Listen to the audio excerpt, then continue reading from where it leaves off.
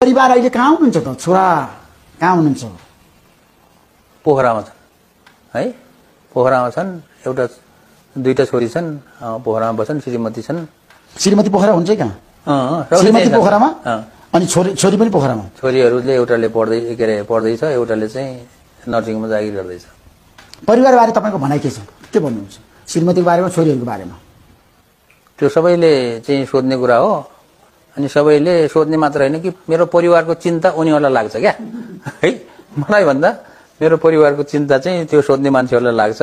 अनौठो पनि लाग्छ चाहिँ मेरो परिवार चाहिँ पोखरामा छन्, राम्रो छन् हैन। अहिले तपाईँ मन्त्री बनिसकेपछि परिवारको सदस्य कोही आउनु भएन त? छोरीहरू आउनु भएन, श्रीमती आउनु भएन? त्यो कुनै कुरा भएन क्या। त्यो आउनै पर्छ भन्ने कुरा पनि भएन, ल्याउनै पर्छ भन्ने कुरा पनि भएन। उनीहरूलाई यहाँ आउनुभन्दा वहीँ बस्न उनीहरूलाई खुसी छ। आउने आज भने नि आउँदैन क्या। तपाईँले मैले नल्याएको होइन क्या। ल जाम, म मन्त्री भएँ जाम भनेर मैले सुभाषले भन्यो भने त्यो आउनु मान्दैन हो कि। त्यस कारणले पोखरामा उसको साथीहरू छन्, उसको छ, यति हो। अब चाहिँ बेला बेलामा भेट्ने, परिवारलाई सहयोग गर्ने, खाना बस्नको व्यवस्था त गरिदिनु पर्यो। त्यो काम सबै भइरहेछ। र मेरो आत्मकथामा पनि कसैलाई शङ्का लाग्छ भने मेरो स्वास्नीको फोन नम्बर दिन्छु। स्वास्नीलाई फोन गरेर सोध्नु है, दुःख कतिको दुःख पाउनु भएको छ, साह्रै दुःख पाउनु भयो होला अघि भनेर सोध्नु त के भन्दो रहेछ स्वास्नीले।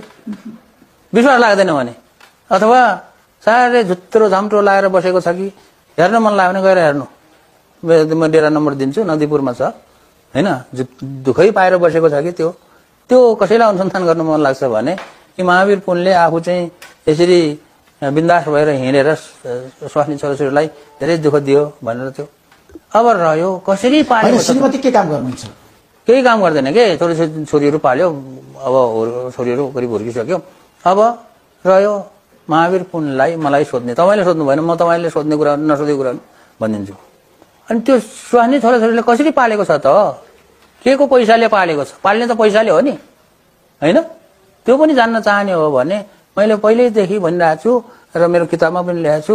मेरो केही साथीहरू छन्, धेरै साथीहरू छन्, यस्ता साथीहरू छन् जसले मलाई धेरै माया गर्छन् है, माया गर्छन् होइन। मलाई चाहिने, मलाई पनि त खर्च चाहियो त। म कहीँ जानु पर्यो भने खर्च चाहियो। यत्रो 32 वर्ष भयो, 32 वर्षमा मैले 1 रुपियाँ कमाएको छैन त। साथीभाइ छन् माया गर्ने, साथीभाइ छन् माया गर्छन्, खर्च पुर्याइदिएछन् त उनीहरू, भगवानले पुर्याइदिएछन् भनौँ। श्रीमतीसँग तपाईँको भेट नभएको, कुराकानी नभएको कति भयो त? धेरै भएको छैन।